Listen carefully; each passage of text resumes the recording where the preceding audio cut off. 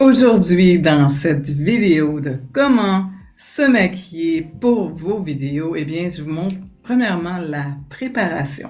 Et vous voyez, je suis à mon naturel. J'ai décidé de vous montrer vraiment les étapes avec mon visage en partant de zéro. Vous savez, mon nom, c'est Danielle Huvard et je suis votre professeur aujourd'hui.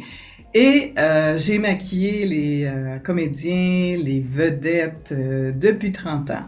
Et les étapes que je vais vous donner, en fait, c'est les étapes que moi, j'utilise pour faire mon maquillage pour mes vidéos.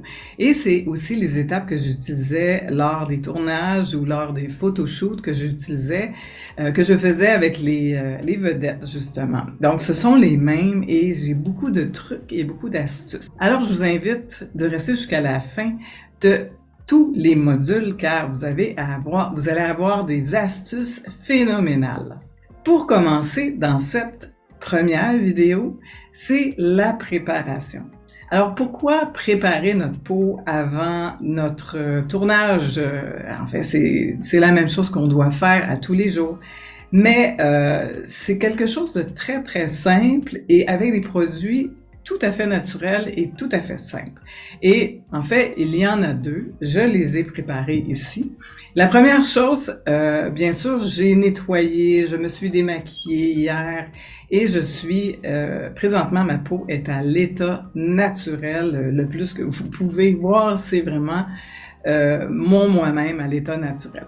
Donc, même si j'ai nettoyé la veille, je refais toujours la même chose avant de me maquiller. C'est que je vais enlever le surplus, par exemple, de saleté, de gras ou quoi que ce soit qui s'est passé dans la nuit ou dans la journée. Ça dépend du temps que je vais faire ma vidéo. Et ce que je fais, c'est que je vais prendre un hydrolat que j'ai mis dans une petite bouteille. J'ai même fait un petit mélange de l'eau de rose et de l'eau de fleurs d'oranger qui sont absolument phénoménales.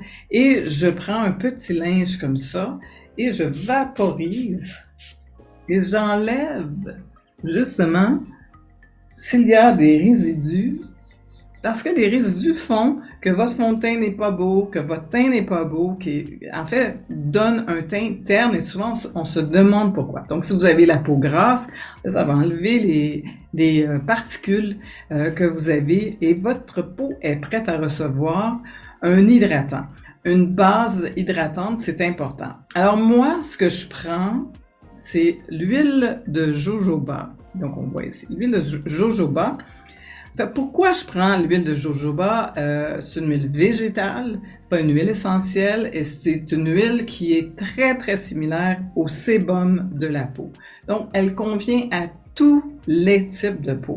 Alors, ce que je fais, c'est que j'en prends vraiment quelques gouttes, et j'en ai vraiment pas beaucoup. Je la réchauffe dans mes mains, et là, je l'applique vraiment partout. Même le contour des yeux, dans mon cou.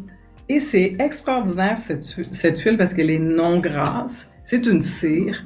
C'est une cire qui vient de l'Arizona, justement. On peut aussi s'en mettre dans les cheveux pour apporter de la brillance. Eh bien, c'est toujours intéressant quand on va faire nos vidéos, justement. Donc, avoir enlevé les petits grichoux, enlever les petites particules, donc c'est bien. Donc, ma peau, présentement, avec ces deux étapes, elle est prête. Alors, je vous invite à regarder le deuxième module pour, justement, enlever les petites imperfections qu'on a et commencer à éliminer notre teint. À bientôt!